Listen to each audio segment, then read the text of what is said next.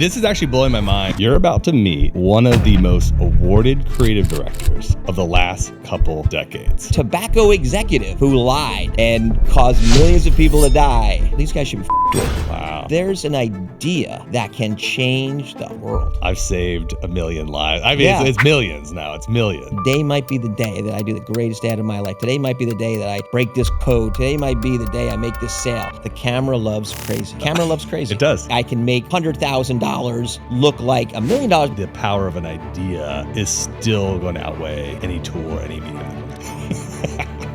I go, Wow. Cheers.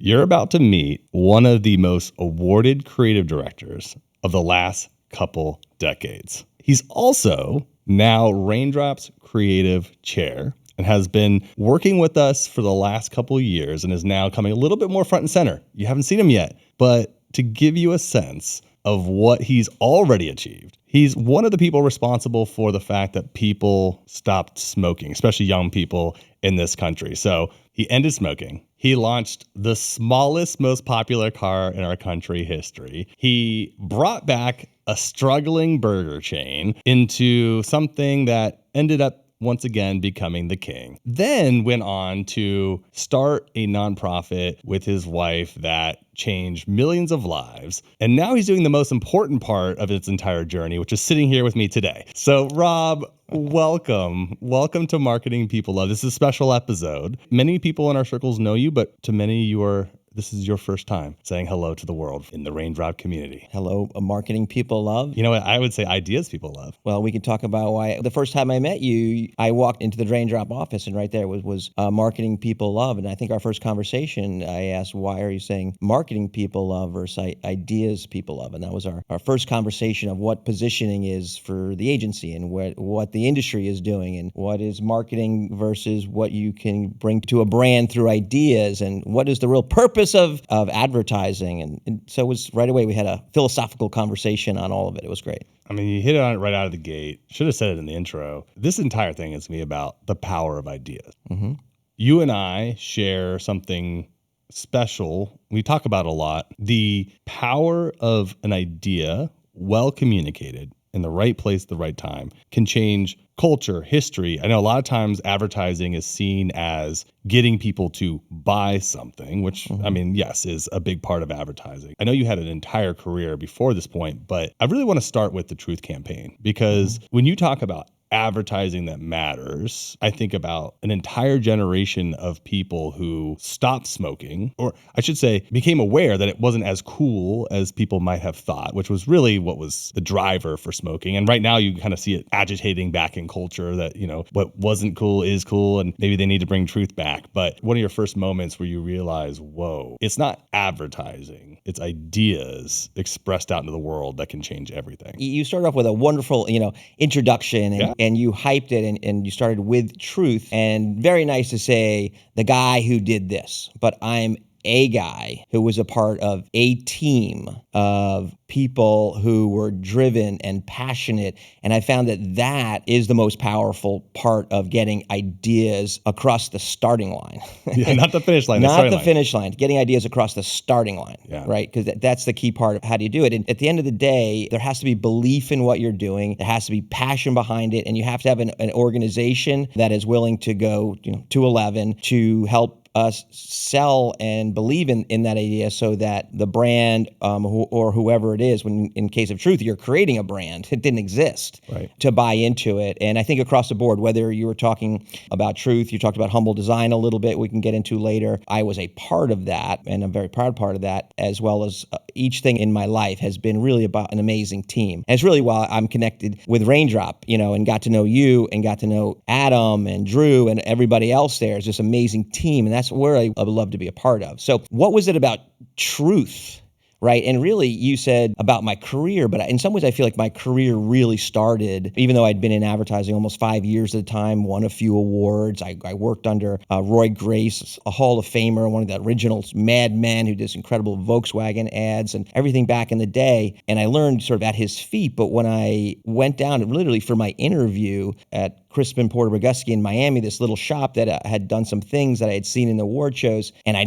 had never heard of Truth. They had just started working on it down there, and they were in the editing bays putting things together, and I was like so drawn to the approach that it was taking to reduce teen smoking, and it wasn't because up until then it was scare tactics. Right. Or we were even coming off of like around drug scare tactics, which was, just say no. And there was nothing really emotionally connected to that, from like Nancy Reagan, just say no. And doesn't connect, or it would show, lung disease or people talking through their neck, and that was so far away, so untouchable for a teen, and anyone who has teenagers knows that they're trying to find rebellion, and they're trying to figure out, how am I an individual? How do I separate myself from my parents or my community or anything to show that I am me? Smoking was the easiest symbol. Mm-hmm. It says rebellious. I'm not going to die. I'm my own man. I do things as a man or a woman, etc. And so I still remember walking into this editing bay after like meeting some people there, and there was this spot on there, and it was poking. I remember it was actually the awards from hell, and the category, is like this person that did that, this awful Beelzebub over here, or is it the tobacco executive? That's great. Who lied and caused millions of people to die, and it's the tobacco executive. I mean, it's so powerful that I remember in the moment, like I had never had that thought. I never even had that perspective. I was like, that is like, and immediately understood that as a creative person, just taking this whole other perspective. And then the idea that it was called Truth was so unique. You see it now kind of like, people kind of pop off brands about movements, and they name the movement. No one had done naming a movement. No one had taken a word and this word truth and made it a brand. Right. And so I don't want to take credit for this whole thing, but let me reframe to say you were there, you did a lot of great work with everybody on the team, but I know from knowing you, that changed your life because you saw an idea go from small, like here's something that we're seeing in an edit bay, to I looked up on Gemini last night the stats behind smoking and how after that moment it went shoo. I mean, it's crazy. Like most people don't experience that. And so that's what you experienced. Absolutely. And it wasn't just, I was working on a campaign and trying to come up with a great idea, whether it was funny or smart, and win an award and help the brand move forward. All of a sudden it was like, no, there's an idea that can change the world. Yeah. And I didn't know when I was sitting in that bed it was going to do that. But of course, I bet everything on moving down to Miami to be with this sort of band of misfits down there. And I think maybe there was a dozen creatives. The agency was about 60 people. And who moves from New York City to Miami to do advertising? Yep. People said, where the fuck are you going? That's crazy. I was 29. I think Alex Bogusky was like 32. A bunch of other people down there. And everybody had the same mindset of like, how do you disrupt? How do you connect with the consumers out there? But around the Truth campaign, it was the first time. And it was like, so many times in advertising, as a creative person, you kind of get knocked. Mm-hmm. Oh, you just do advertising, right? And there's different types of advertising, right? Yeah, different levels. Are you a of used car salesman or are you a luxury car salesman? Yeah, and I went into it from the perspective, I wanted to do great advertising. I wanted to make advertising that made people think and want and laugh. It felt like a higher purpose for me. I just think that is purposeful for me, that I can put something into the world that will make someone laugh or think or examine either this product or themselves even in this moment. And so there it was with Truth. Amazing thing. And I think ever since then, and that experience over the next, number of years working on that and being able to, continue to mine that, it really gave me sort of emotional weight to what I was doing. It made me feel really good about advertising and Crispin Porter Bogusky and the power of media. Mm-hmm. I didn't even and it was because it just started in Miami. And so you could really see it. They were able to track the numbers. They were able to look at the stuff. And within like 3 years, it, like you said, it went right off the charts. And it helped me understand about strategy and planning and how a repositioning of thinking can change an entire category. When I started what I was doing at Raindrop, I truly had no idea what was possible. Yeah. We've talked a lot about the experience with Dr. Squatch was this thing where you have this idea, this campaign, this creative, this world that you build that all of a sudden resonates. I swear to you, it feels like the example I've given to people is I'm like, what if you were just going out every night and you played your guitar at the local whatever. Mm-hmm. Every night you're doing your thing and like you're putting out great stuff. And then like one day all of a sudden someone comes along and records it, puts it on the internet, and like within 3 months, you're famous. You're Justin Bieber. Yeah. Yeah. It's like, that there's the possibility that ideas and that great communication can change everything. But until you experience it firsthand, it may not even be something you truly can feel the weight of or recognize or even aim for. I always say it's easier to find something you're looking for. And I think it is true, because when you start seeing things through the lens of like, can it have that impact? It does help, because you took that learning forward. Just recently, it was interesting. I was talking with somebody about the Truth Campaign, and I know the guy who, whatever it was, 6 months before I got down there and saw what they were doing, Tom Adams, a writer. And I just called him up and I said, because a friend, I see him every year or so. And I said, Tom, I was just thinking, and I was talking to a friend, I go, where did the idea, the first thing, did it come from? Like, I was trying to understand, everybody in a room, and they had this, like, we should go after the tobacco industry, and take them down, and that's a great way to do it. Or did a planner walk into the room and go, hey, I have this idea? Right. Or did it come from that? And he goes, you know what, Rob? Just like everything else with creative person's trying to do, you had the assignment of trying to, how do you reduce smoking in teens? Somewhere we were sitting down, my art director and I, and said, hey, you know what would be really funny? We were looking at some of the numbers and stats, and and that point, some of the information had come out about what the tobacco industry had done 20 years ago, hiding test results or research. They had, kind of put it in the drawer somewhere, kind of thing. It's and like, we don't like what that has to say. Yeah. Let's do another study with some other scientists that give us what we want to hear, and put the other one in the bottom drawer. Well, and it kind of, came out, whistleblower kind of stuff. So the idea was just like, wouldn't it be funny if we pranked them, like did a prank phone call for a radio ad? Like wouldn't that be funny? Yeah, that would be funny. And that wouldn't cost anything. Like we could just do it and see if it works. And so they got like home phone numbers of like some of the tobacco executives, or what they called. And that's where it just started from, like, hey, let's with them. Like these guys should be with. Wow. And that was it. Then you had to sell it to a government board, because the U.S. government sued the tobacco industry, billions because of health insurance issues, how much money the government had to pay. Actually, so now this message had some weight. And tobacco industry, if this is interesting, actually thought, great, here's $1 billion, here's $1 billion, here's $1 billion. Go off and do your ads, because they had done research. And anytime you show like you can get sick or this bad things can happen when you're an old person, it actually perpetuated young people going like, you don't scare me. Right. It was the opposite. So they thought they were getting free advertising. Right. And in the end, kind of popped the balloon of the power of truth about whether it was 5 years into it or 7 years into it. And that contract, and they were supposed to get the next tranche of money. The tobacco industry leaned on them and said, you're not allowed to vilify, attack, or say anything about the tobacco industry. And the government relented. Wow. And so that went away. So before we move on from this, tell me about your favorite thing that you were part of during that. Because we've talked a lot about it, and assuming people have seen it before and anything else. And I'd love to just hear something that you were part of that you were just like, this was something that you really enjoyed. My first week I show up on the job it was probably, at that point, so I go in probably into about a year down in Florida, and they come in and like, we're pitching the national, we're going to take our Florida idea. And you got to remember, like, 30, 40, maybe all 50 states got money to do it in their state. And 50 other states were doing things and nothing worked. Down here in this little agency in Florida. An interesting point about it too was Alex Bogusky, all the stories, everything, he didn't even want to get involved with it. He originally said, I don't want to deal with any government contract. I don't want to deal with anything with government. It's just a pain in the butt. All the hoops you got to run through, and thank goodness for Jeff Hicks, the CEO at the time, and said, no. Like let's just care. Let's just do it. Let's go in there. Definitely feels like the dynamic between Adam and I. Yeah. Where I'm like, I don't know about this. And he's like, why don't we hear him out? They were a great pair. And I think you could do a whole side of the podcast or any discussion about why great leadership matters at the top, because it just sets the tone. A great relationship at the top makes great relationships throughout the company. But so I show up and those perfect way to start a new job is like the first 3 weeks is just diving in, putting every idea you can, you're putting up on the wall. And this also was interesting. The culture of it was so being down there at CPB, it was different from coming out of New York, where it was very much close your book after your idea, because someone might look in your little marble notebook and find your brilliant idea. You go down there and it shows something to Alex at the time, like, oh my God, I love that. Put it on the wall. Yeah. Put it on the wall. Yeah. Everybody's going to see it. Yeah.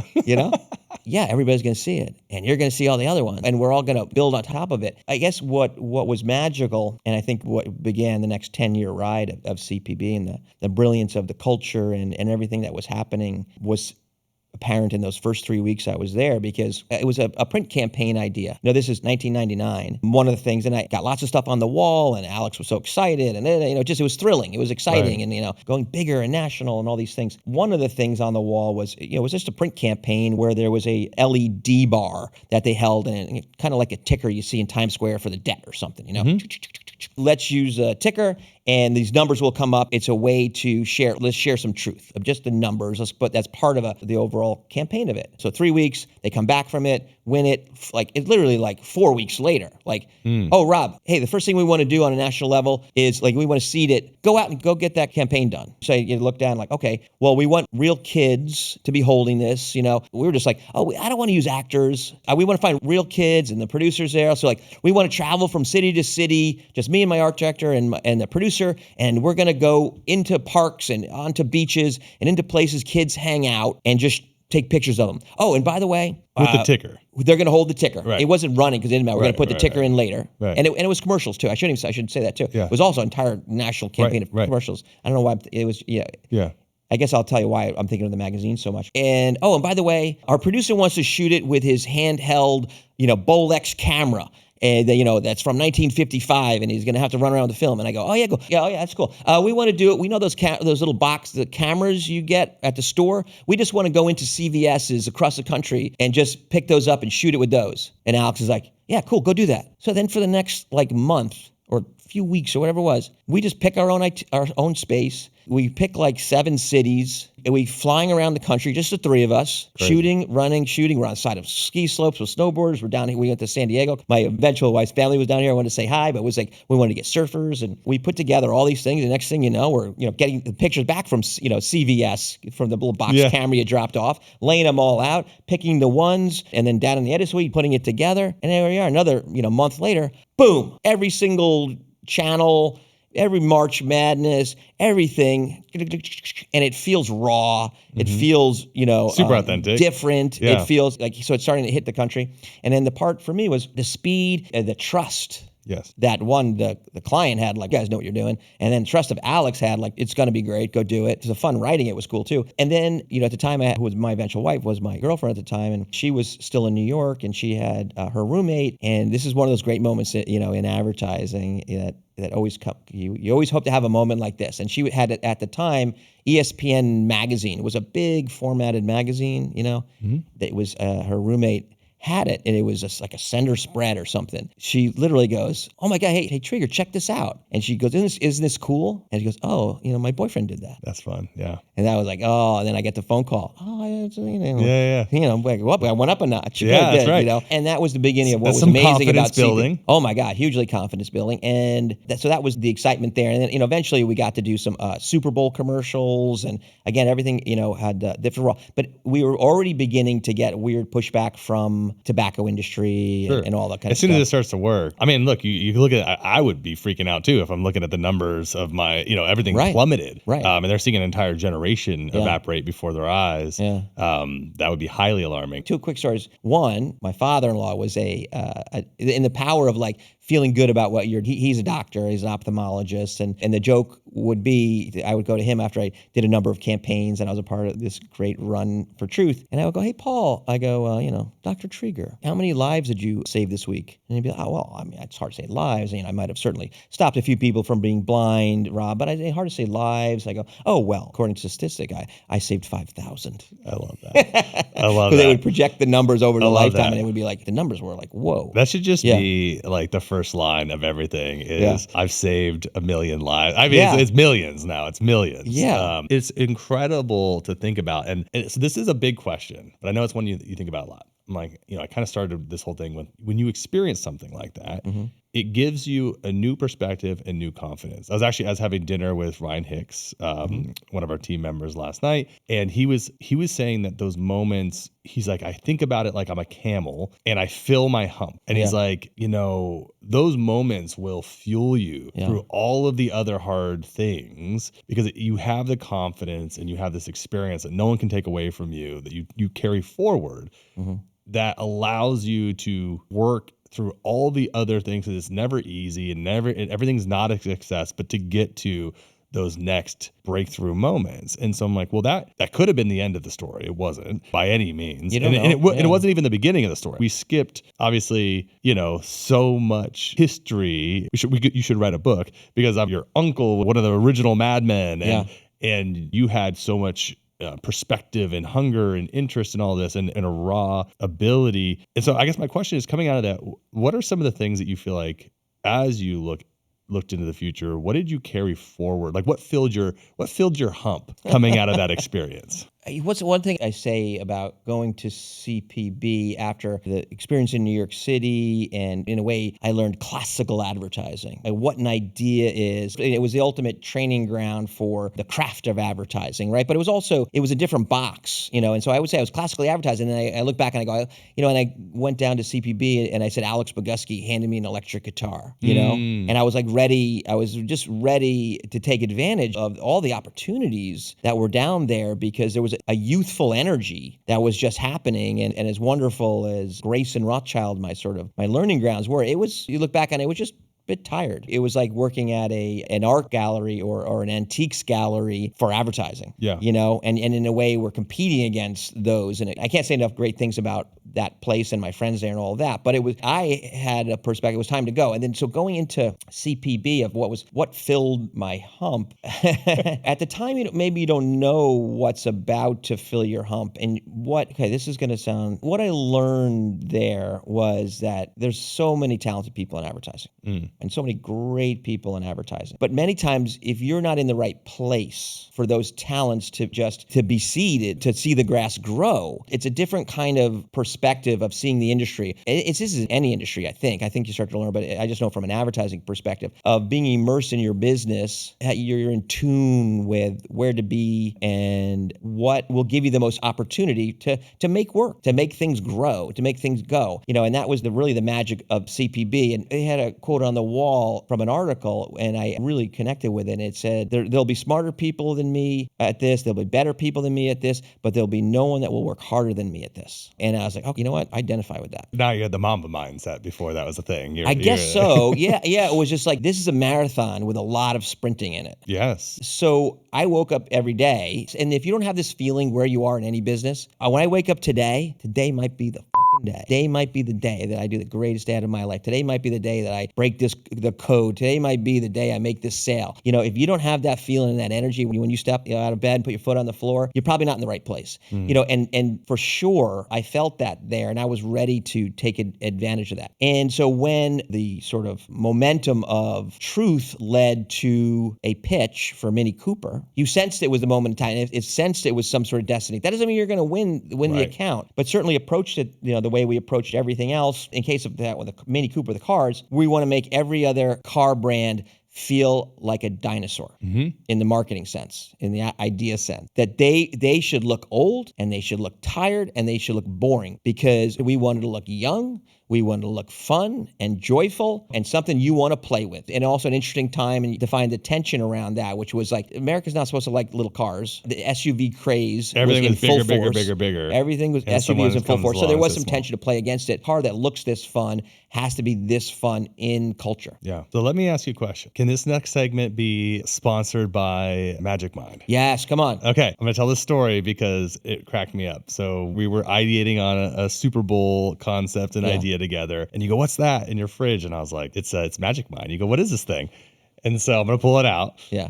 Because I was like, oh, it's a mental performance shot. Yeah. And it's only got 55. Well, this one only has 55 milligrams of caffeine. It's not a caffeine forward thing. I said, basically, it reminds me of like a 4-hour energy it's fully natural. Right. And I really like it. And you took this thing, and I have never seen this version of you. It was like, we joked that it unleashes the little genius inside of you. Yeah. And you were flying, and then you said, Jacques, what if we did 4 of these today on the show? So I brought 4. Now, for health reasons, I'm not going to have you do all 4, but I am going to have us drink one, and we'll see how the rest of the podcast goes. I'm going to toss it your way. You're going to have to catch because I can't reach. Yeah. Well, cheers. Cheers. Podcast can be only so interesting. And well, now that my mind is totally on fire, I got to wait for it to kick in. As you were looking at Mini Cooper, there's a lot of things that we talk a lot about. They don't buy your why as a company, they buy their own why. And for people that maybe this is the first time they're hearing that, it's like the fundamental belief is that we all buy something that's a reflection of who we believe we are today or who we believe we're becoming. Doesn't matter. It literally doesn't matter what it is. It's whether it's where you put your time, where you put your money. All of that is a reflection of those two beliefs. And so Mini Cooper is so interesting to me on so many levels because when people say, oh, the best product always rises to the top, always. I'm like, no, look at cars. Cars are so bizarre. Like there are a million different options. There's a million different colors. I mean, a lot of them will get you from A to B reliably. There's so much self-expression involved. It's like going into Mini Cooper, how are you defining who is this going to be for? Meaning people believe something about themselves and this is going to be something you put into their orbit where they go, oh yeah, I want to buy that for myself. What were you thinking about going into that? Like, who was this for? Was it for a certain age range? Because I remember in my life, the people who bought it, it was so varied. It was like my uncle bought one and he was a big man. He was probably like 6 foot. And I'm like, why did he buy? To this day, I mean, he's since passed, but I'm like, why did my Uncle George buy one? Young people bought them. Old people bought them. Like, what were you hoping to project with launching that into the world? I can only imagine the challenge of like, oh, we're going to give you the tiniest car ever made. Go sell them. Yeah, a car that already failed in America once. Okay, so even more. Yeah, like in the early 70s, failed launch. Huge in the rest of the world, but smaller cars are accepted in a different way. I remember a lot of the discussions, and it's interesting because I think the approach into the pitch, this is going to sound almost simplistic. Aren't all the best ideas? It was a positioning idea, right? What problem were you going to solve, right? And I think the problem we were trying to solve, it was when you looked at this thing, man, was it cute. Yep. That's a problem. Yep. And the problem was, and I love that you said that your uncle bought it, because the problem was, if this thing was launched improperly, your uncle would never touch it. Right. He wouldn't want to go near it because why? He wouldn't want to be seen in it. He wouldn't be seen in it because the big cars are masculine. Right. I remember watching a thing on 60 Minutes. It touches our reptilian brain that we want to feel big and safe and strong. Americans as human beings. Right. So here we are launching this little thing that's kind of cute and not even kind of cute. So it was very much, how do we appeal to men? How is this going to go into the men? Their why is that they don't want to look or feel feminine.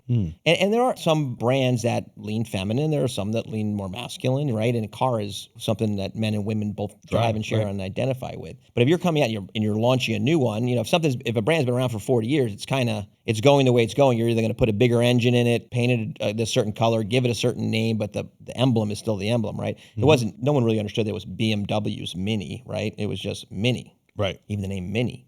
Right. Women are named Minnie. Men aren't named Minnie. Right. Yeah. Men don't want to talk about Minnie anything. This is actually blowing my mind that I would have never in a million years have assumed. I obviously understand from the beginning. I'm like, oh, this is the more feminine car than masculine car. And we've never even talked about this. So I just assumed, oh, that's a natural hurdle that people are going to have to overcome. So I'm like, how in the world did you guys? And I guess my other question is going into that, was the thought that we're going to make this car something that men and women will both love? Or was it, we know that if we lean into how cute it is, it will only be for women and it will basically be dead on arrival or done that before. Was the fear. And it might have been part of the brief. Honestly, I can't quite remember. It might have come from BMW or they've created a separate company for it and marketing team and everybody because they wanted it, to build and an amazing group of people who in the end chose us to do this. Thankfully, it was very much leaned into tone of voice. Right? Sometimes tone of voice is an idea. So you were leaning into, wow, you actually looked under some of these numbers, right? And you could see that through the cones at a short distance, it's faster than the Ferrari or the Porsche 911. It's actually quicker. You had references within the copy or within an idea that you could do. But when we put the ideas out into the world, number one, like I said earlier, it just had to be so interesting. But we would do things that were like, I did a billboard where It was just the Mini driving. We created two palm trees that were blown this way because it was so fast. Right. So leaning into the things of performance was much more about. It wasn't like beep beep, It wasn't like, hey, we're here. It was vroom vroom. It was more than beep beep. Yeah, it was as much as you can get out of that engine. Or remember we did one where it was windshield bug bullseye. Right? So you could literally open up this magazine, and then there you could peel out bug bullseye, and you're in the car, and the quickness and how quick it is, That's and funny. you're going to catch head. And so everything was very So tangible. you were kind of selling almost like this is a nimble car. Yeah, so I'm kind of going to some of the executions, but if I ladder it up, the line that held everything together was "Let's Motor." Which was a fresh language. So if you just talk about Let's Motor, when the motoring was something that was like in the 50s, it was when you put your top down and people went motoring, especially in the English countryside, and there's from England and all that motoring, and it was masculine. And somewhere along the line it lost, like a cabriolet became like cabriolet, like it was. But now if you were motoring, and that was someone who liked to drive, who understood a car. So Let's Motor was leaning into people who understand cars, people who get that this thing is not just a cute car, that it's high performance, quick, all of these things. And so the work all leaned that way, as hard as it can all the time. It's funny, and I drive around today, and I always look. I can't not look. Is it a woman? And whenever I see that, it's another world. We're 20-something years from that. But it bothers me. Did we succeed or did we fail? I see 10 Minis over the course of a week, and every single one of them is a woman driving. Did it not stick? Or did Mini only succeed so much because women love it, and men, love the Cooper S, and the bigger engine and the bigger tires and the way to personalize it. That was a big part of it too. You could personalize it, and it would be an interesting conversation with some of the original executives and marketers that were part of that team looking at it now. It's still here. Yeah. It's still around. It's doing well enough, but did it become the cultural revolution that we were hoping to make a part of? And I didn't write this, but someone had I thought the smartest billboard that was done. Of all the creative things and interesting ways we did stuff, the smartest one was just a picture of the Mini, and the headline was, "The SUV backlash starts now." Oh, that's fun. And it was just like a cultural statement. Yeah. One of the things that I think about with it is, as we were talking about earlier about even smoking culture, it always goes through these ebbs and flows, bigger, smaller, bigger, smaller. And so I think about there was a tiny home movement. Right. And then I feel like that movement hit a velocity where then people are realizing oh, well, it's not as practical as I might think, or it's not as comfortable as I might think, or anything else. And so I feel like when you say, I'm like, well, the Mini Cooper is on such a far end of that spectrum that your job at the time and your role was to launch it out into the world and give it a swinging chance at people deciding for themselves if this is something that they want to be on their second and third Mini Cooper along the way. I think my guess is pure speculation is it delivers on the experience, but in the current American world of just wanting to have more trunk space, I felt it. My cars have gotten bigger and bigger over the years, especially when I had a kid and all this stuff. It's all of a sudden it was and I think that might be why with my uncle who was retired and living in Santa Barbara, it's kind of the perfect car. He had the room for it. Yeah. It was room in perfect time in his life for it. Yeah. And I think that's the reason I find the stories you tell about it so inspiring, is because it is something where it was anti-cultural at the time. It's still anti-cultural to be small, have this small car, and it had to lean heavily into a self-identification. Yeah. Because you're not, other than if you were trying to, there wasn't a true practical use unless you had a really small garage or you were worried about fitting into small parking spots. Psychologically, it's your third car. Yeah. It is, and it could be cheap enough to be able to make that because, it's certainly not a high-end performance car money-wise. But yeah, it had to be psychologically a third car. But let me frame this in an interesting thing, because I don't think everybody, at BMW or even they had to get BMW people, BMW franchisee, the business part of it, franchisee owners to say, yes, I am going to invest in a separate store and invest that money, and I'm going to believe in this marketing, and I believe in BMW's behind it, that I'm going to buy into it and build a second freestanding or take over a space and put BMW branding up and put these in versus BMW's got a Mini Cooper over in the corner on their it was a standalone. It was a standalone. Yeah. Still is a standalone. And I haven't followed closely of what the numbers are, but I certainly think if you talk to anyone who lived through that, there was definitely some who were like, you're wasting your time. Right. Just sell it to women. Right. Just don't even waste your time. Right. Don't try to break, because we often sometimes just say like, well, you're bringing a European mentality because European men, I think we're much more comfortable as it's small, it's racing, it's cool, right? Yeah. Okay. So that's an interesting conversation. So fast forward for me, 10 years. Now I'm running Donor, and we win the Chrysler business, which is taken over by, I forget the holding company, but it becomes Fiat Chrysler. Mm-hmm. And now we're going to relaunch Fiat. Oh my gosh. Into the world. That's deja vu. Right. Yeah. And so now here comes Olivier Francois, who's a Frenchman who's working for an Italian company that's now taken over an American company, and he's had great success in Europe. And he has a very, very strong point of view of how Fiat is going to be launched in America. Is it the same problem? Do we want men need to be driving Fiats? I mean, they have the Fiat Abarth, which is like their high performance, Cooper-esque type of Mini. Do we lean into that because we need to bring men along, blah, blah, blah. So I remember having some of these early conversations with him about like, well, let's talk man to man. I launched Mini Cooper, and I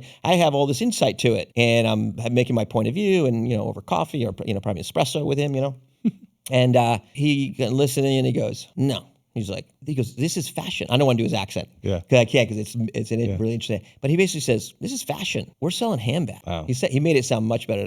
We're selling handbags. Like we're culture. Mm. We play with culture. We want to be with music and pop stars, and we want to elevate the Fiat brand and this little car into it's an accessory. Wow. Yeah, and so it was a completely different point of view. I mean, different cars, and definitely Mini is a little bit in its stance. It's a little more bulldoggy, versus a Fiat, which it is just a little bit more like an earring or something. That was really interesting about, and in a way, and I learned a ton about fashion marketing and advertising, and he still wrapped it in great ideas. But he was as much about, this was really interesting to learn, like icons play with icons. Fiat's an icon, and it needs to play with J-Lo. Yep. Give them all a car she wants to be in all her videos. And then we'll take her video and cut it up and make it a commercial. Yep. We'll figure it out. And that's who we play with. Jay-Z is going to be here. It should be rolling up with him. This is that, get it into movies, get it into places, all of that. And that was really fascinating, It's interesting because as, when we reflect on, whether it's the principle of people buy their own why, or something I've heard you say a lot of times, and this story reminds me of it, which is like everything is fashion. Yeah. Right? It's all and kind fashion's aspirational, like what you want to be or how you want to be seen. It's all saying the same thing. It's a reflection of who I believe I am today, or who I'm trying to become. And sometimes we overcomplicate, what we're actually communicating to one another. I mean, it literally is. Well, think about what with the brands we've talked about so far. Yeah. Right. Truth, in a way, is fashion because young adults wanted to signal who they were as a person through smoking. Mm-hmm. Truth came along and said, we want to signal who you are by not smoking. Mm-hmm. Being a part of this movement that's coming from teenagers' point of view, going after the tobacco industry. Again, it's like, what can I wear that is clothing is the ultimate expression. Mm-hmm. My sneakers, what am I driving around? And sometimes it's hard to buy a car because I'm going to be sitting in this thing. Am I an Audi person? Am I a Porsche person? I know I'm definitely not a Ford 150 person. You know what I mean? Like, and you have to decide, like, what am I going to wrap myself in? What's my wrapper? Yeah. What's my wrapper? Yeah. Like, look at us. We're wearing we got the same wrapper on right now. Like that. We're definitely like, this is what masculine men today wear. They wear green t-shirts and In fairness, I was like, I'm gonna be recording a podcast with Rob today, and I'm looking at my closet, and I'm like, what do I wear? Yeah. Because Rob's so fashionable. And I picked this out. My wife is laughing right now. And I'm like, I picked this out, and I walked in. I was proud of it. I showed my mom. I'm like, she's like, you look really nice. So I was like, thank you. Felt really good about it. And we show up and we're wearing the exact same thing. And I was like, it's probably because subconsciously I'm like, this is how Rob dresses. That's funny. Well, it's also how I dress too now. One of the things I used to, in interviews, I thought it was an interesting question because when you're in the creative space and you have an interview, it's a little different than other industries. And maybe not so much today, but creative people had a little bit more fashion freedom 20 years ago, 10 years ago. What are you talking about? I can wear whatever the hell I want right now. What do you mean? But there was a time, like, so when my uncle, in the 60s, I see what you mean. In the 60s, like even the creatives showed up in a suit and tie. You're going to an office, you wear a suit and tie. And eventually you had,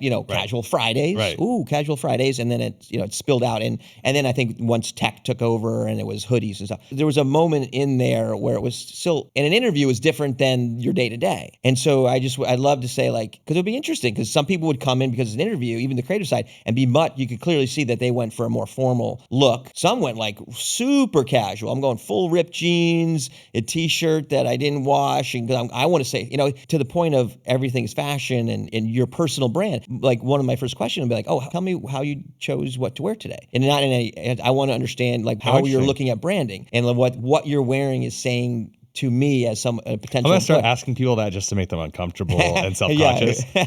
What were you thinking when you got dressed this morning? Yeah.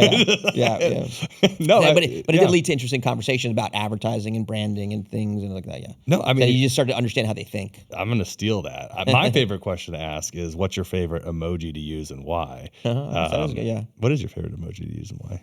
My favorite one to use is probably this. Really, the rock on. Yeah, okay. Yeah. I'd probably use just a happy face more, but it's not my favorite to use. Sometimes I use the happy face just because I think in text messaging the tone can get thrown off sometimes. So if I always just throw a smile at the end, it knows I'm like, hey, how's it going with that thing? Yeah. And I put a smiley face. It's like, oh, he's just asking about the thing. If I say, how's it going about that thing? Like, oh shit, like he wants to know about the thing. I'm not ready with the thing. I always just assumed that it was you being passive aggressive.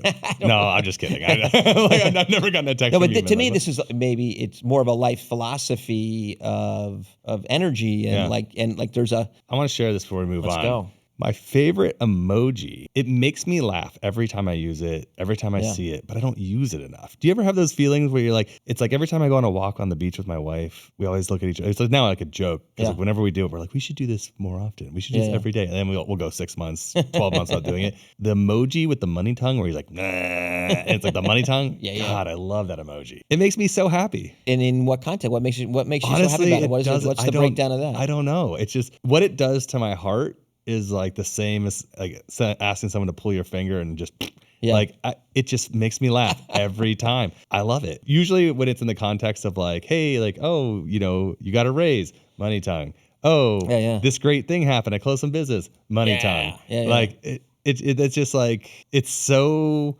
over the top and ridiculous. And again, it's not something I use very often. But it's your favorite. But when I receive it or when I give it, it makes me so happy. You know what? I gotta pull it onto my main screen. I just want to say money. We'll money tongue each other. So the magic mind's really kicking in now. Listen, I barely know you. the magic mind's really kicking in now. Okay. And I was thinking about this. It's all related. We were talking about something yesterday, and then you sent me home with homework to watch the Jimmy V documentary with NC State. Yeah, the 30 for 30. There's 3 things. There's actually 4. It'll all connect. There is that documentary. There's the conversation about creative culture and atmosphere. And then I was thinking about, I've always been very fascinated by home court advantage. The fact that we have this physical thing, sports, where a mental component is so real. And then Magic Mind is the 4th because I'm like, it gives my mind home court advantage. And I laugh because it's all connected to me where it's like, we talked about camel humps and everything else. It's like, the reality is that you have to have this like deep well that you just continue. Like if you want to make incredible creative work, you have to have this well, whether it's a well or a camel hump or home court advantage in your mind that you just keep getting yourself back into the game. That like no matter what, because I think that's the thing that I realize when you say cultivating a culture and everything else, it is the most important thing because it's the thing that allows you to win more and more. It gives you a positive experience because there's ways to win that don't feel positive too. So it gives you a positive experience. And I would argue that the only reason that we're sitting here right now is that it also it's an attractive experience that like when you provide this, it leads to, and so I would love to just understand, like moving from work that's been done in the past to more present day, what attracted you to becoming at one point my personal mentor and then our team's mentor and now our creative chair? What was it about this? And I always feel like with you in our corner, like we have home court advantage all the time. Help me understand what you're identifying and seeing in Raindrop, in creativity, in this moment that feels like magic. Well, you got tickled my magic mind. So, I took basically 5 years off of advertising.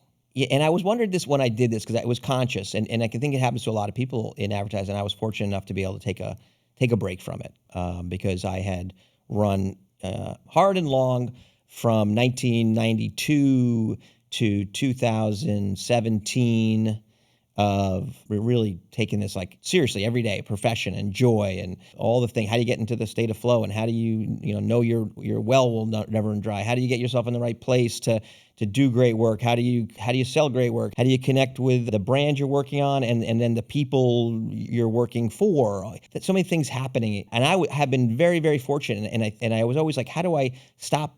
So many people become cynical in advertising. Mm-hmm. It didn't work out. Everybody's got the story that the thing didn't sell and the campaign it almost went, it doesn't matter. There's 1,000 of them, right? And I know so many, and that's why I said at the beginning of this, I don't feel like I'm more talented than anybody. I like to say I'm funny enough, I'm smart enough, and gosh darn, I'm good enough. No, but enough. And I read that once. So, I'm not trying to be a rocket scientist. I'm in advertising, and it's a unique thing. And there are really smart people, but I'm smart enough. I'm funny enough. I'm interesting and curious enough to be in the game. Yeah. Right? I will say, just not to cut you off, but you are one of the most curious people ever. Yeah. Like you truly, that is part of the That's gifting. just my ADHD. That's all. Oh my gosh. Zero in on stuff. But I did run to a point, and I had a little bit of intuition about the business and agencies and the place and where am I fit and where am I go and what am I do and what's my challenges. But I did get to a point where I got burned out. I'm not trying to brag, but I accomplished more than I dreamed. I won more stuff, and I got to go places and I work with many people, all these things. And at some point it gets, how do you get up every day? How do you get excited every day? But I decided to run towards something which was Humble Design, which my wife had created. I'd always be a part of, but how do we make it a national organization? That's a whole nother story. The question here is, why was I attracted to Raindrop? But during those 5 years of moving towards Humble Design and having more perspective, really just cutting myself off from advertising, not my advertising friends, but the day-to-day of the grind sometimes of it, of, having that up for it. At some point I started to miss it. I missed the camaraderie. I missed the people. I missed that energy. I missed the what if it did go, or what if it did happen? And some of that what's exciting about advertising. Think of something and you share it with someone, and then it becomes real. And there's a magic to that, an excitement to that. I did miss that. I didn't really know. Oh, okay. Again, trying to do something for Humble Design. But when I met you, and you're other than you should be. Ever heard of Dr. Squatch? Oh yeah, my son's got it in his bathroom. Oh okay. Son being 15, 16 years old at the time. You should meet him because I was trying to do something for Humble Design. And then we sat down, and I had looked up about it, and I was wow. Look at this right here in San Diego. Like this. Oh, that works pretty funny. That's kind of interesting. Okay, all right, yeah. All right, look forward to talking to him. When we sat down, I was so fascinated by one, I just liked you right away. You're fun to talk to, and you had a lightness of being about you. Sometimes people in advertising are very heavy. I hope I can continue to keep that, because no, and people lose it. You can. in life and whatever, things happen, but there's a lightness of being. So it was an enjoyable conversation. But it was also like, wow, this guy has done this completely different than how I did it. And this is a completely different time. Even 5 years ago, when I decided to kind of step back, I think I have some things that he could learn from, but I was like, I think I could learn from him, because the way you approach and your language was different. Your language, it was different. And because I think a lot of creative people in advertising, at least from my years of doing it, it's from a lens of the success you've had from winning this award, or going to this show, or having this thing. Having the work recognized by peers. Having the work, yes. To learn about Raindrop and be like, wow, this work has this energy and this joy and this playfulness to it, and silliness, and in a way but it wasn't dumb. It was like, oh, there's an idea, but they're just loose. You guys were loose about you were doing it. And I also got to a point in advertising where I was like relensing myself, even when I left, of like, are we just trying too hard? There was a sense of like trying too hard all the time. It was like, things sometimes just take so long to get through, or so many barriers. They're like, people, are you trying to find red flags? Are you trying to find barriers? Right. It starts there was a looseness of being about you. There was a looseness of being about the work. It was fun work, and that was number one. And number two was how you were speaking about it. And you had such a business acumen about you, of really understanding how these, products that you were playing, which were interesting brands, and you had lots of them, were living in the world today. and how they were going to sell their products today and how their consumers operated today and how their mindsets were today. Oh, this is over a few coffees now, you know, and as we're kind of going, you're like, oh, this is a really smart guy. This is a guy who knows his shit. This is a guy who knows that interesting work that attracts attention works. Yep. And the way their system is set up, and I love that you had all the production involved. I always felt like that was the future of advertising. If you don't have all the production in house, these are all going to meld. It's all coming together at some point. I remember one time someone asked me, like, well, when I was leaving, like, where I go, I don't know. Whenever I get back into it, I think I'd rather get into a production company that has everything together. At the time, I said no. To me, the most interesting was the company that Will Ferrell had. It was Funny or Die. Oh yes, Funny or Die. And Funny or Die. I was like doing pitches against Funny or Die. Yeah. You know, that they were getting in with brands. Like a Funny or Die. That's more interesting to me than most agencies right now. Yep. And they were shooting it themselves, and they were doing it cheap, and they were doing it funny, and they were doing stuff for fiat. And I was like, why am I jumping through all these hoops? And Funny or Die doesn't have to, because they're Funny or Die. Right. Go do it. Oh, and people love their stuff. Yep. They weren't doing like 2 years of strategy decks, you know? Yeah. Let's just say there was a parallel to maybe Funny or Die, I felt, about what you were doing for me. And there still very much is. Yeah. I mean, I'm laughing because I'm like, that was a conversation I had very recently with our team, which is, I said, if you could do anything, we have all these resources, we have all these tools. You know, if you could do anything, what would you want to do? And it wasn't make a full-length feature film. It wasn't make a documentary. It was like, they basically describe Funny or Die. Yeah. And I was like, I get it, because ultimately we get a thrill out of putting things out in the world that people respond and react to and enjoy along with us. And what's funny is ultimately, I think this is true of any true great creative. It's like, if it doesn't interest you, if you, like, I go and watch our own commercials all the time. Yeah. I mean, we have unreleased commercials I've watched 25, 30 times. And it doesn't matter, like, the size of the brand or anything else. Like, if it just tickles my brain, I'll watch it over and over again. And that's, you know, it's just a reality. It's like, we're making this, we're getting paid to make this work for clients. You know, some of the brands we do have equity in, and that's like a whole different level of, you know, intimacy, if you will. But the bottom line is like, you want to put this work out in the world, and you want people to respond and react to it. And you want them to see their why in the work, at least the people that you want to reach, because it's not always everybody. And so it's not really that different for advertising as it is for sketch comedy or being on stage and being a comedian or anything else. Right. We're just focused in, like, it's just not, we're going to talk about whatever, right? We're focused on what the business problem is, and we're going to use it through the lens of all of that to make it interesting, you know? So it's just a little bit more hyper-focused. Yeah. Again, the ADHD thing really works. Yeah. So what do you think? Is the magic mind working? Are we ready? Are you ready for the second one? You know what's interesting is, I think it's like, what is it? Sharper mind. I should know it. Yeah. It is sharper mind, calm energy. My energy does feel calm, but my mind does feel sharp. Interesting. I mean, that's what it promised, but I'm not like overly caffeinated, but I feel like I can, like, my little genius can see your little genius. Oh, you're going to actually do a second one. Oh my gosh. See if the ice is crossed. All right. To science. To science. Oh my gosh. This is a serious topic.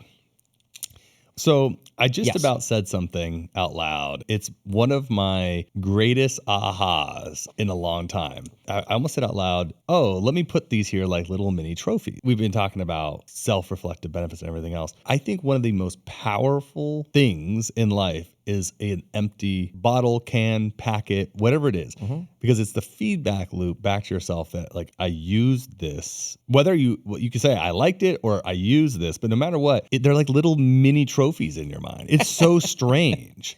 But like every time I get done with a stick of deodorant or a bottle of shampoo and I throw that away, which, I mean, honestly, it's hard to get to the bottom of a bottle of shampoo. It does have this really interesting feedback loop. Am I the only one? Am I crazy? Can I just say this? I'm making my observation now. You know, you're at the early stages of hoarding. Oh my gosh. Can you imagine? My trophies. My trophies. Don't touch my trophies. They don't last that long. Oh man. But I'll keep going with this thought thread because right as we met, we were getting involved with Groons. Right. And that has been something that's been a huge success and momentum for us. And launching them, why did we why do we get involved? Why do we invest? I've always thought to myself that those little packets every day, like when you get a big jar of vitamins or whatever gummies, it doesn't matter what the form factor is. It's like you take some and then it takes a month or two to like run out of the bottle, and then you take that bottle and you're done with it. Whereas like you get this daily feedback loop that like I'm taking my vitamin, and we need that motivation and feedback. At least I do. Right. I'm like, I feel it. I mean, stupid side story, but like I went and I picked up like a little thing for my son's school project yesterday. I got him a little like thing from the dollar store. What are those things called? They're like little poster boards. Okay. And I brought it home this morning. I was like, hey Tiff, I picked up the poster board for Deacon's school project. Yeah. And like all I wanted was for her to say, wow, thanks. And I realized on hindsight how absurd that was, because she's like, oh yeah, I picked up all the other things he needs, and I'm gonna like I do this and like, can you make sure you do this? And I was like, oh, that's not why I brought it up. I just wanted someone to say, wow, you went out of your way to pick that up on the way home. And I was like, God, I need to lower my expectations for the feedback loop. I guess I'm looking for feedback in everything. Honestly, I think it's part of why we end up in this business, because there's so much feedback. And so you know, and I think we're all desperate for positive feedback. We're all desperate and have fear of abandonment. Any moment for a little pats on the back. That was good. That was smart. That was interesting. That was funny. All the time. You're brilliant. You're creative. Whatever. Exactly. You're special. Yeah. Right. Anyway, that's where it fills a lot of holes. Here's something I shared recently that absolutely blew my mind, and it speaks to the entirety of a lot of things we're chatting about, which is I think it's something like 94% of Americans believe they're special. 94%. Think about that. 94%. Well, and also I recently read something that 20% of, I think it's Americans, believe that they have some level of ESP. Wait, how many? What percent? Like 20. 20%, 1 in 5. That doesn't shock me. That they can connect. That doesn't shock me. Only because like... Or connect with the other I've world. noticed in politics, in all seriousness, and this is something I realized. This was years and years ago. There was someone that ran for like a local office, and they were like legitimately crazy. Yeah. Right? Like I remember being like, whoa, this person's crazy. And to me, it was obvious. Now, put all your political, because like, I'm like, I guess you could say that about anybody in politics. But it was just one of those things where I was like, oh, this woman's like, she's a little out there. And then like 30% of people voted for her. And that was the day where I decided like 30% of people, whatever you want, like if you're like, what percentage of people believe that, the moon's made of cheese? It's about 30%. Yeah. Like, I'm just like, in all seriousness. Well, in advertising early on, Reddit, someone said it, was the simple phrase of the camera loves crazy. The camera loves crazy. It does. And so that's why go through any celebrities, all the people, the camera loves crazy, and you're drawn to it. It's true. So I want to take a second to talk about the future. It's something that we get asked about all the time. They just came out with a poll that Americans are at, on record, their lowest point of happiness in this country history. I think that there's a lot happening in this moment, and I know it's odd, but I can't help but think about, okay, how does that impact the role and the way that we're going to communicate? I see it through the advertising lens, but to me, it's communication lens, because communications touches politics, and it touches products, and it touches services. I'm looking at, we're in a moment 6 years after COVID. And the broad statement there is, I think that was a much deeper experience than people have allowed themselves to process, myself included. It was incredibly traumatic for everyone. And then life sort of moved on. And I think people are still reeling from so many things that they are either aware or unaware of. And then AI has come along, and I felt this for a long time, that the impacts of AI there'll be some things that like people will have called the shot, like, oh, it'll change this, or like everyone will be out of jobs. Like people will make these predictions, but then it'll probably, like most things, do something completely different that we never saw coming. Like it's like the expected use cases for a lot of these technologies don't end up being the way that the stream goes. I don't know how else to put it. But a lot of the predictions end up being wrong because it gives way to something that no one could have ever imagined, as like a fair way of putting it. I'm watching multiple things be true at once, and I'm just thinking about the feeling of the future. I want to use this as an interesting jump off point for our conversation, which is I saw a graduation speech the other day, and some professor got up there and said, AI is the future, or it was a guest speaker, and all the kids in the crowd started booing. Right. It's funny. In my head, I was like, they're going to start booing, yeah. They're booing. And then they were so thrown off, like, whoa, what did I do or say? And then like, oh, okay, sorry. And then they went on and made some other comment. And then everyone started booing again. And what was the second comment? It was like, I just picked up where they left off. From Fake fruit is better than real fruit. Yeah, they kind of just like picked up where they left off because they were like, AI is going to revolutionize everything. And they're like, we're going to be part of a lot of change. And they were like, boo. It was just like, it was just whatever it was. It was just, they just kind of kept going instead of like changing direction. And so it's interesting because I know you and I have talked about this a lot. It's like all of specifically advertising, what's considered fashionable, aspirational, cool, funny, fun. That is a moving target. It is something that every day, every week, there's certain fundamental human truths, but like a lot of that stuff changes and it evolves and it goes from place to place. So I'm just curious, what are you thinking about when it comes to the future and whether it's advertising or communication, what is on your mind? Would you rather me go first? AI is obviously hugely on my mind. I share with you a lot about how is this from where we sit, this tool, I'm just gonna talk about advertising because the other side's so big. Let's talk about advertising. Yeah, and I think it's interesting because I think you and I are not in alignment here exactly. We're actually kind of trying to, number one, how fast is it really happening? I talked to someone the other day who's inside, a little bit closer to AI people and engineers and all that, and he threw out some crazy stat like, in the next 2 years, 40% of Americans are going to be out of work. What? I'm in this AI world and we're like, what? I just went right onto AI and go, is 40% of America going to be out of business? What are you? And it said, no. They all kinds of the predictions. Okay, well, I go, maybe, they've fed the algorithm to make sure we're not scared. It's like weird. My brain would never go this way before. Right. Right. Anyway, but the baseline. So how is AI going to affect advertising? And I think it is going to be, it already is massive. We already see holding companies buying other holding companies and agencies shrinking down and figuring out what is the production model, where's revenue created, what does it mean for legacy brands to play with AI versus new, up and coming brands who don't have a fear of losing 80 years of brand equity because they, made an AI human being that everybody hates and now they're, you know what I mean? It's almost like someone poisoned the Tylenol because you made a mistake with AI. Right. I don't know if you know that reference. Oh, I only know the most recent stuff with Tylenol. Tylenol's gone through some stuff. Yeah, it was like when I was a kid, Tylenol, someone put cyanide in Tylenol. A bunch of people died. I see. Okay. So it's a famous case study.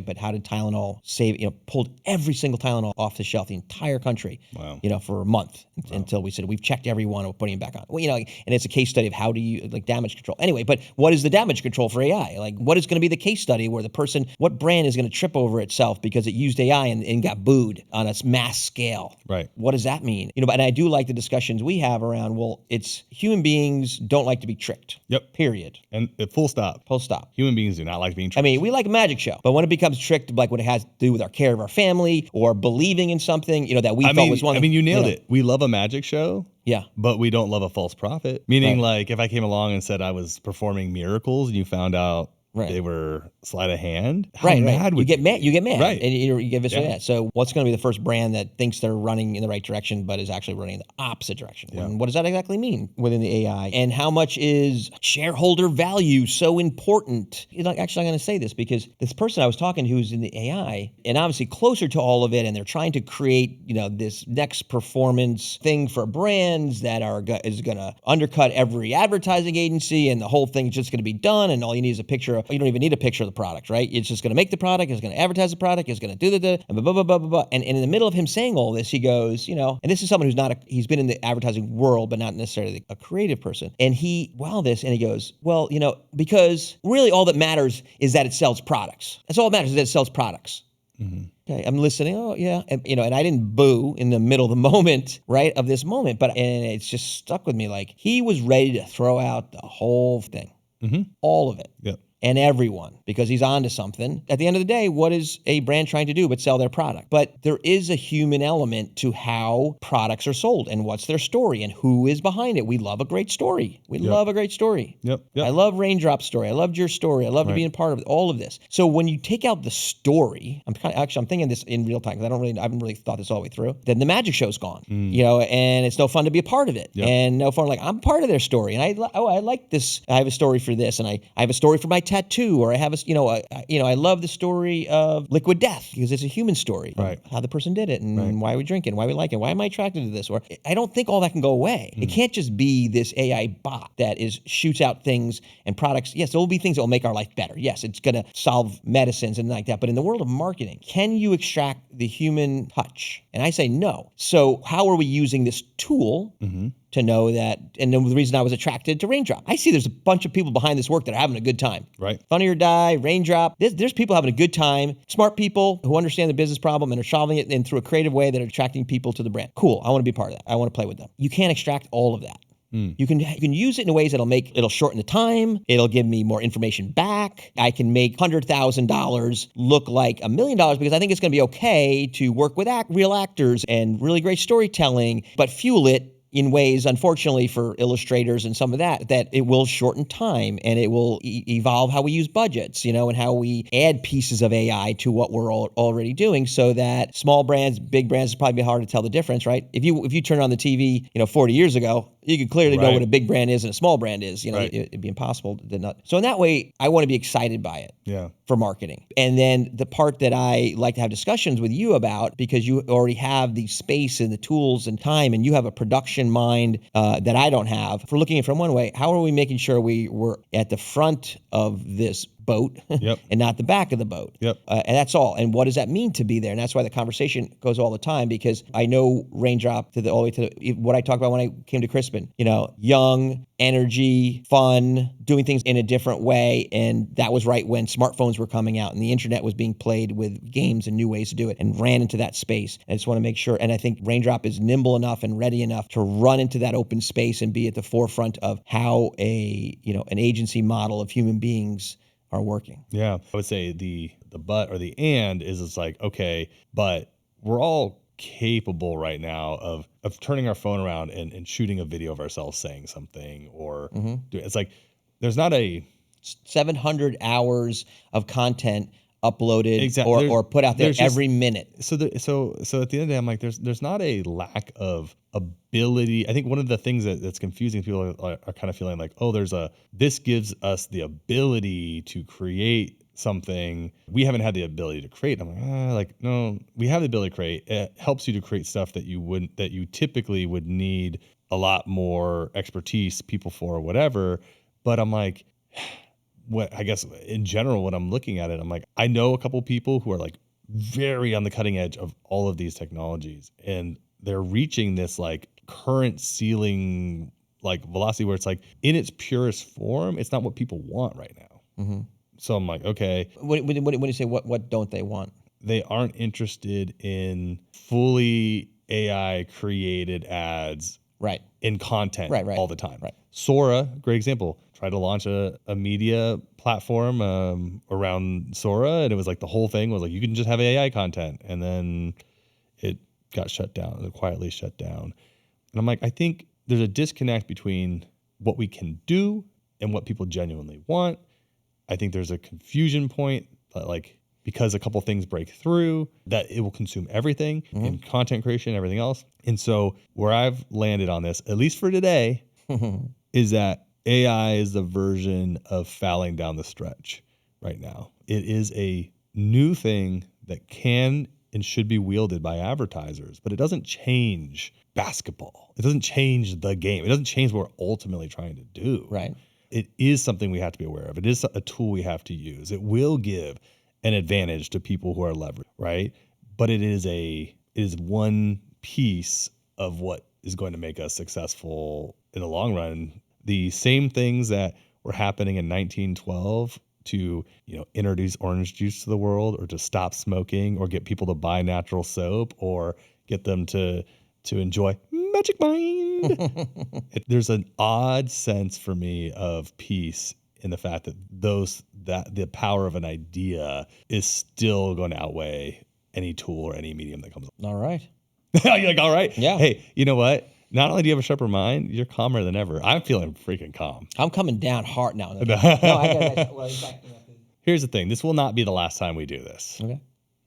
I think we'll have to do an ongoing series of hot topics and everything else. But I hope for people that were listening that they were able to just enjoy the journey that ideas and creativity and momentum can bring to our world. And as a good friend now, I appreciate that you bring that to me. Well, and I thank you too. And I said to my wife just last night, as you texted me and said, I said, oh, you should watch this documentary. And then you texted back, oh, I'm watching that documentary. And I go, what? I just realized Jacques like the little brother I always wish I had. I go, you should read this. And he reads it. I go, you should watch this. And he watches it. And then we have discussions about it. I guess it's a mentor, but I feel like he's like the little brother I got at 57 years old. There we go. Hey, I love it, brother. All right, dude.